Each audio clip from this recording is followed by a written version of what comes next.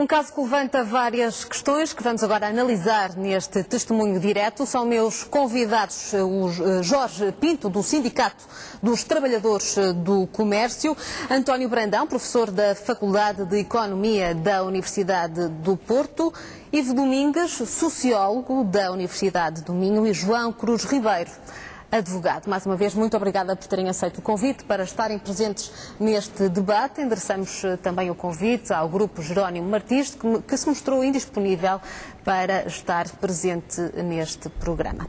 Meus senhores, mais uma vez, então, agradeço a vossa disponibilidade e, Jorge Pinto, eu vou começar por si. Que comentário é que este caso do Pingo Doce merece ao Sindicato dos Trabalhadores do Comércio? Boa noite a todos e obrigado pelo convite que me fizeram para estar aqui hoje a participar neste debate, que penso que vai ser um debate que vai atravessar nos próximos dias a sociedade portuguesa.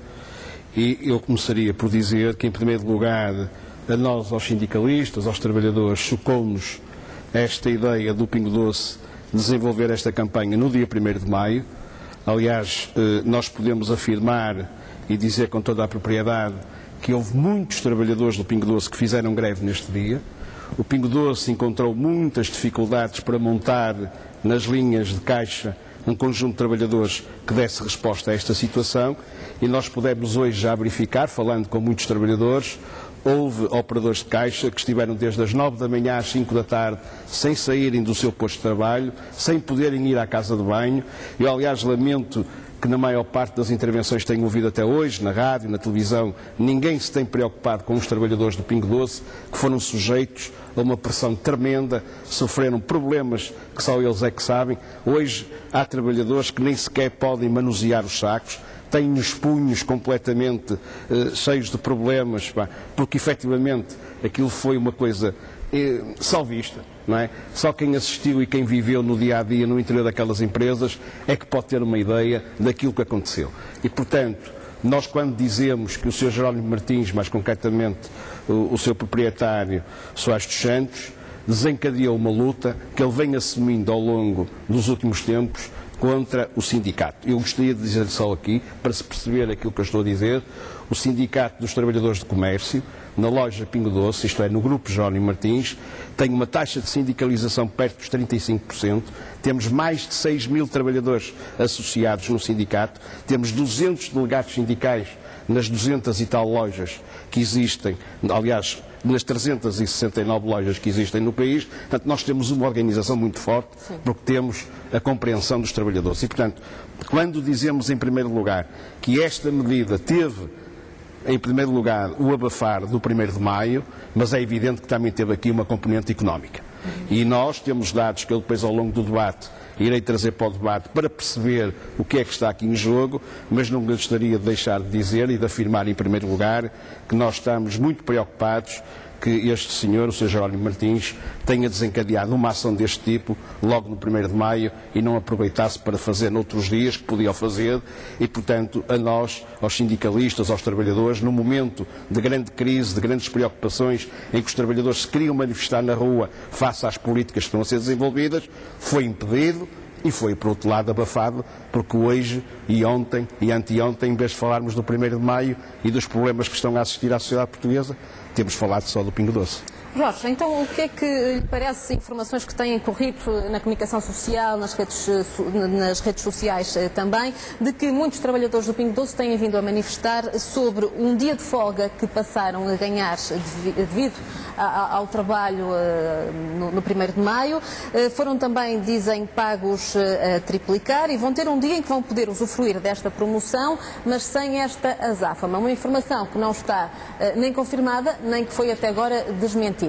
Aliás, tem sido política deste grupo económico que normalmente, quando procura cativar os trabalhadores, oferece-lhes prémios, oferece-lhes compensações, e o que nós depois vamos verificar à frente é que muitas dessas compensações que foram prometidas não são executadas. E eu podia dar aqui muitos exemplos, mas este senhor, que aliás pratica baixíssimos salários no seu grupo e nesta cadeia de distribuição, aliás, como é que é possível que cadeias como o Pingo Doce e o Continente paguem salários mais baixos que, por exemplo, o setor do comércio a retalho? Como é possível?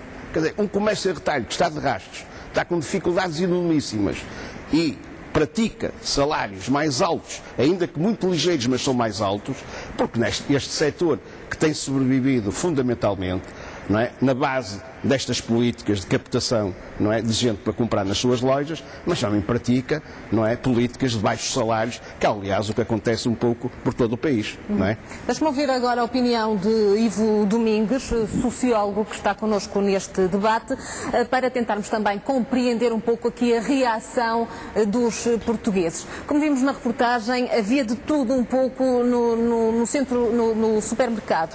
Havia pessoas que lutavam, por exemplo, por um pacote de leite, havia lixo no chão, que revelavam, por exemplo, alguma falta de civismo, as prateleiras pareciam ter sido saqueadas, enfim, tudo aquilo parecia um cenário que se assemelha muito ao cenário de uma catástrofe, como se o país estivesse em iminência de guerra. Como é que, do ponto de vista da sociologia, se pode analisar, Sr. Doutor, a reação dos portugueses? Bom, este é um caso interessante para analisar a relação entre o ambiente comercial e o comportamento dos consumidores e como estes, por via da sua ação, transformam o ambiente através da alteração do seu comportamento. A sociologia pode ajudar a compreender este fenómeno produzindo diversas leituras. Eu proponho esta, entre outras, trago esta. Este fenómeno beneficiou de um conjunto. Vamos ao contexto para depois percebermos o comportamento integrado no contexto em que ele ocorre. O contexto favorece este fenómeno. Em primeiro lugar, é feriado e, portanto, a população ativa está tendencialmente desativa, é um dia de folga. O tempo não é muito convidativo a fazer preceitos tristes e as pessoas tendem a ficar em casa ou nos espaços públicos perto de casa ou visitando a pessoas das suas relações pessoais. A crise, a redução das receitas das famílias verificada ou anunciada e percebida como possível e uma oferta de redução nos custos da aquisição que permite, na verdade, na medida em que eu pago metade do valor daquilo que trago, me permite uma rendibilidade imediata de 100%. E investimentos destes não há todos os dias. Portanto, há aqui um conjunto de fatores, que é a natureza geográfica, do calendário civil e económica, que convida as pessoas a dirigirem-se em fluxos, fluxos não previstos para as lojas do Pingo Doce. Ações deste tipo são sempre muito arriscadas, porque, por muita ciência que se convoque para ações de marketing desta natureza, o comportamento dos consumidores não é todo previsível.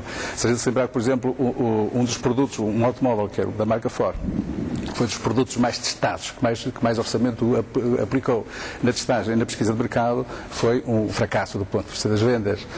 Mais recentemente, o iPad da Apple foi um sucesso e esgotou no abrir e fechar de olhos. E, portanto, por muito conhecimento que se convoque para prever o comportamento dos consumidores em ações destas que têm até uma certa ruptura com o cotidiano e com as práticas correntes, pode ter efeitos e consequências não intencionadas, não previstas e, podemos admiti-lo, porventura também não desejadas. Vamos agora ao comportamento, neste contexto mais macro, como é que foi o comportamento no contexto ou nas situações mais micro dos consumidores. Ao que parece, o afluxo, o número de clientes que afluiu às lojas foi superior àquilo que as expectativas mais simpáticas teriam previsto. Isso provoca alguma desregulação do comportamento dos consumidores e dos próprios funcionários. A capacidade de reposição dos produtos é reduzida, em alguns casos não é mesmo reposta. O que se torna difícil também para a quantidade de pessoas existentes na loja, ou seja, a concentração de pessoas aumenta. A gente sabe que a tendência ou a predisposição dos seres humanos nas nossas culturas para respeitarem as normas também depende da dimensão e da concentração do número de pessoas. A gente se lembrar que as festas, sejam nas aldeias ou nas cidades, os jogos de futebol, as entradas e sobretudo as saídas dos jogos de futebol com grande concentração humana, que toda a gente desobedece às normas como se fosse uma coisa natural. Os ânimos exaltam-se.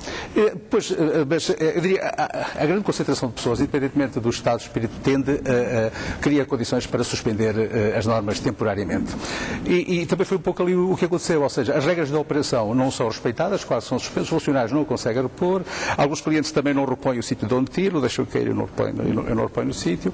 E nestas circunstâncias também as regras de relação entre funcionários e sobretudo entre clientes e clientes entre si também se tendem a ser suspensas, e o aumento do contacto físico, porventura a atmosfera e a alteração química, da composição química da atmosfera também há de contribuir para o aumento do stress presente naquela situação.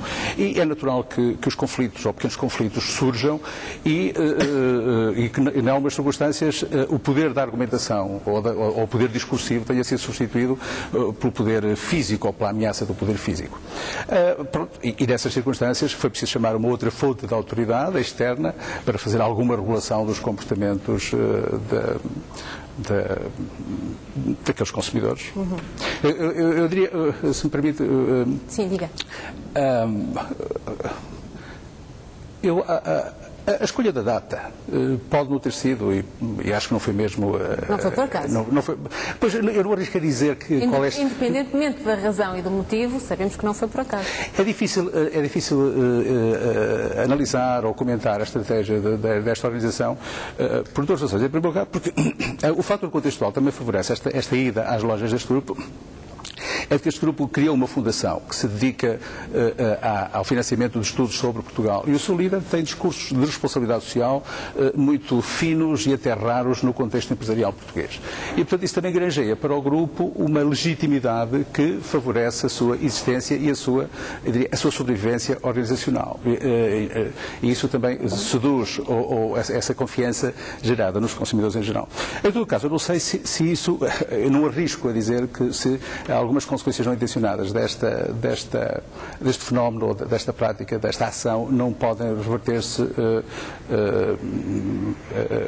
em desfavor do grupo. Sei lá, os consumidores foram lá porque fizeram uma análise de custos de oportunidade e disseram assim: se eu não for, o que é que me acontece? Perco a oportunidade de comprar o dobro daquilo que pago.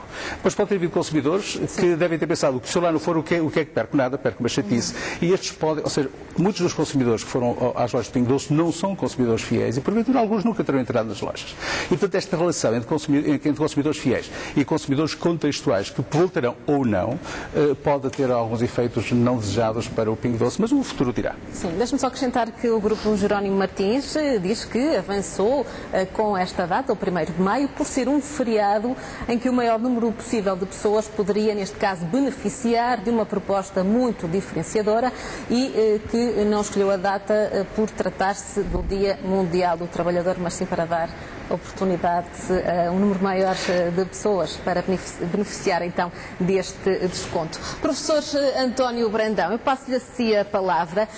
Para muitas pessoas que encheram a despensa, que encheram os carrinhos, as malas do carro, esta foi uma boa oportunidade para levar o maior número de produtos a um preço mais reduzido. Mas, em termos económicos, isto tem um truque. Qual é o truque que pode estar por trás disto, neste caso para um grupo como o Jerónimo Martins? Bem, trata-se aqui de uma situação, ou pode tratar-se, não temos ainda a certeza, está a decorrer uma investigação, aparentemente, em relação pelo menos a 3 produtos, já foi detectada a existência desta situação de venda com prejuízo, terá sido detectada pela ASAI, embora uma confirmação desta situação terá que ocorrer através da Autoridade da Concorrência, portanto... Sim. Os 3 produtos são o arroz, o óleo e o whisky. São então os indícios de venda abaixo do preço de custo nestes 3 casos. Legalmente chama-se uma venda com prejuízo. Em termos económicos, às vezes utiliza-se a expressão de dumping ou preços predatórios, etc. Não é? Dumping é uma palavra que saltou muito para a imprensa nestes dias. Um colega meu veio... Realmente o termo dumping aplica-se mais no âmbito do comércio internacional. Mas também é vulgar empregar esse termo neste âmbito. Portanto, nesse sentido, muitas pessoas têm falado de dumping, significando que se trata de um produto que é vendido a um preço inferior ao custo. Não é? Portanto, seria também, poderíamos estar perante uma situação de preços predatórios. Na realidade, não é bem, porque os preços predatórios estão ligados ao abuso de uma posição dominante e têm por efeito expulsar as outras empresas do mercado, não é? Eu julgo que com este tipo de ação apenas de um dia não seria esse o objetivo. O objetivo seria mais, penso eu, conquistar cota de mercado, não é? Mas as ações vão continuar. Vão continuar. Mas, já disse o grupo. Sim, mas ainda não disse que tipo de ações. Disse que iam continuar a fazer ações, não disse exatamente que tipo de ações é que vai fazer. De qualquer maneira, a venda com prejuízo, como poderá depois que o meu colega explicar melhor, a venda com prejuízo é um ilícito, não é? Trata-se de uma prática individual restritiva da concorrência, não é? Portanto, nesse sentido, se efetivamente houve tal prática, poderá haver sanções, não é? Poderá haver sanções, embora as sanções sejam relativamente pequenas, não é? Em relação a todo este burburinho. Eu não iria entrar muito na questão que já foi levantada, porque tem aqui pessoas que poderão tratar melhor sobre esse assunto do que eu, de isto ter sido feito no 1º de maio. Há também a explicação do grupo, de que no 1º de maio as pessoas estariam mais livres para ir às lojas, não é? E de toda a confusão e dos problemas que gerou. Mas iria salientar um aspecto que é importante, não é? E que já referiu também, não é? Que é que nós vivemos uma situação de crise bastante grande, não é?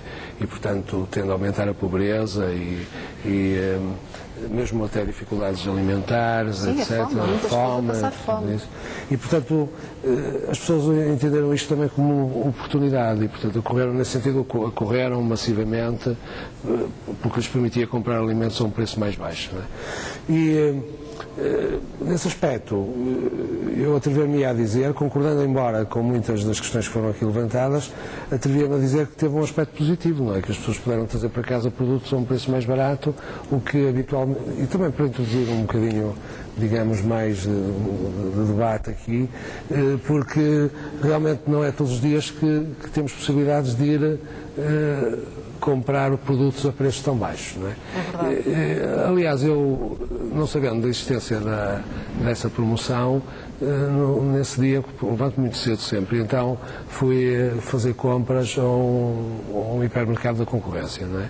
E fiquei muito surpreendido, não estava lá quase ninguém, não é? E então eu pensei, mas porque é que se terá passado, não é? Com certeza bem cedo demais, não é? Depois acabei por verificar ao vir para casa que havia filas enormes à porta do Pingo Doce. E quando viu as primeiras imagens deste caso, deste Sim. dia e dos confrontos que Sim, aconteceram? claro que isso é altamente negativo, não é? Mas o que eu queria dizer com isto é que, de certa forma, houve aqui um prejuízo para a concorrência, não é? Bastante significativo, não é? Que perderam os clientes naquele dia, não é? Portanto, naquele dia não tiveram clientes e a manter-se esta estratégia do grupo, isto tenderá para, certamente, uma luta muito forte entre as diversas cadeias de produtos alimentares, no sentido de se imporem como empresa dominante. Eu julgo que é isso que está neste momento a decorrer.